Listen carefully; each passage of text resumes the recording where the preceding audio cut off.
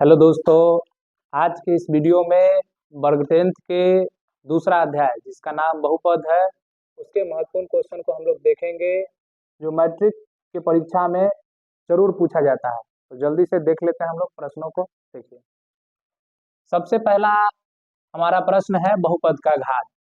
इससे हर वर्ष कम से कम 2 प्रश्न पूछा जाता है। ठीक है, तो याद रखिएगा बहुपद का घात किसे कहते हैं। तो लिखा हुआ है कि बहुपद के अधिकतम घात को, अधिकतम घात का मतलब होता है हाईएस्ट पावर, सबसे ज्यादा जो पावर रहेगा उसी को हम लोग क्या कहते हैं, बहुपद का घात कहते हैं। तो एक प्रश्न हमने उदाहरण के रूप में लिया है कि 2x के पावर 10, 5x के पावर 7 प्लस 6x में बहुपद का घात कितना है। तो इस बहुपद को गौर से देखिए, इसका सबसे अधिक घात कितना है दोस्तों। तो सबसे अधिक घात हमारा 10 है, तो इसका आंसर कितना हो जाएगा 10। याद रखिएगा, इस तरह का प्रश्न पूछेगा तो आपको कुछ नहीं करना है, बहुपद का सबसे अधिकतम घात देखना है, हाईएस्ट पावर। ठीक है, तो इसका अधिकतम घात कितना है 10। ठीक है, तो ये 10 हो गया। उसके बाद है प्रश्न, एक घाती बहुपद का घात डैश होगा। एक घाती बहुपद का एक घात होता है। ठीक है, कितना घात होता है, एक। उसके बाद हमारा सवाल है, तीसरा सवाल, कि द्विघाती बहुपद का घात कितना होता है। तो 2। त्रिघाती बहुपद का घात कितना होता है 3। शून्यघाती बहुपद का घात कितना होता है 0। लेकिन एक बात यहाँ पर ध्यान रखिएगा, शून्यघाती बहुपद को अचर बहुपद भी हम लोग कहते हैं। क्या कहते हैं, अचर बहुपद, है ना, अचर, याद रखिएगा। चलिए, रैखिक बहुपद का घात कितना होता है। तो ये सवाल आप फंसाने वाला हो जाता है। याद रखिएगा कि एक घाती बहुपद को ही हम लोग क्या बोलते हैं, रैखिक बहुपद कहते हैं। तो एक घाती बहुपद का घात अगर एक है तो रैखिक बहुपद का घात भी कितना होगा, एक होगा। इसको आप लोग याद रखिएगा, अभी भी एक प्रश्न है, हर बार पूछा जाता है। अगला हमारा सवाल है कि रैखिक बहुपद का व्यापक रूप, जो एक घाती बहुपद होता है उसका व्यापक रूप क्या होता है। तो एक घाती बहुपद का व्यापक रूप होता है ax प्लस b बराबर 0। यही हमारा सवाल है। ठीक है, या परीक्षा में ax प्लस b भी दे सकता है। एक घाती मतलब इसका अधिकतम घात कितना छुपा हुआ है, एक। चलिए, अगला सवाल है, रैखिक या एक घाती बहुपद का कितना शून्यक होता है। तो एक शून्यक होता है। ठीक है, कितना शून्यक, एक शून्यक। यहाँ पर हमने लिख दिया है एक। चलिए, द्विघाती बहुपद का व्यापक रूप। तो द्विघाती बहुपद का व्यापक रूप होता है ax² plus bx plus c बराबर 0।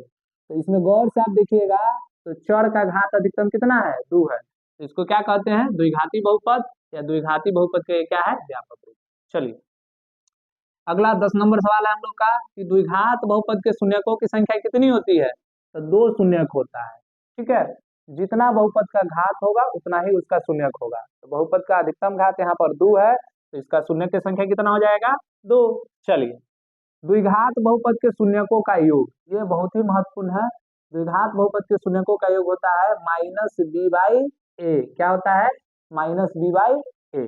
चलिए, आगे देखते हैं, द्विघात बहुपद के शून्यकों का गुणनफल। तो शून्यकों का गुणनफल होता है c/a। ठीक है, c/a।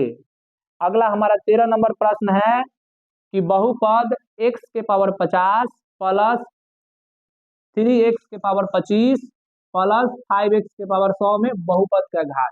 तो इस बहुपद को गौर से देखिए, हमने सबसे पहला प्रश्न यही लिया है। क्या लिया है कि बहुपद का घात। तो बहुपद के अधिकतम घात को बहुपद का घात कहते हैं। तो ठीक से देखिए, इस बहुपद का अधिकतम घात कितना है 100 है। कितना है 100। तो बहुपद का घात कितना हो जाएगा 100। याद रहेगा ना दोस्तों, याद रखिएगा। अगला प्रश्न है, द्विघात बहुपद ज्ञात करने का सूत्र। तो आपको एक फॉर्मूला बताना है कि द्विघात बहुपद का जब शून्यकों का योग और गुणनफल दिया हुआ रहेगा तो द्विघात बहुपद हम कैसे ज्ञात कर सकते हैं।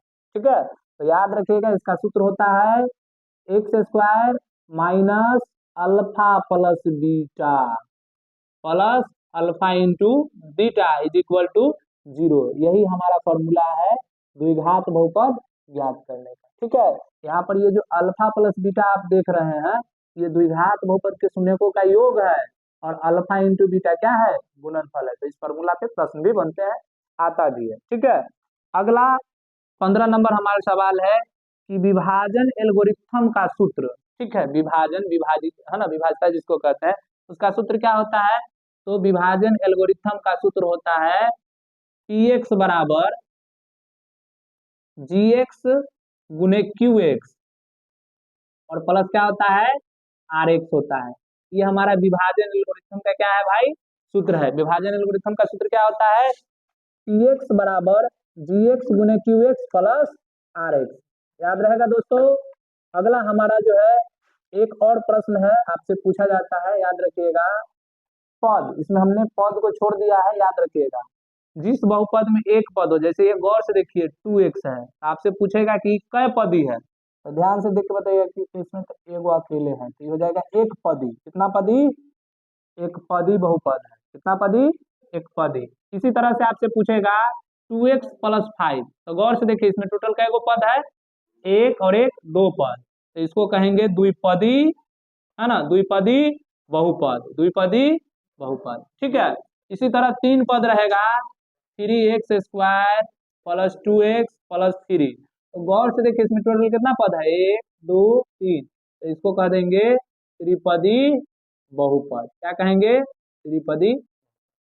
तो इतना ही प्रश्न आपसे बहुपद चैप्टर से पूछा जाएगा। आप लोगों से आग्रह है कि इस वीडियो को परीक्षा में जाने से पहले एक बार जरूर देखिएगा इससे जरूर प्रश्न आता है। धन्यवाद।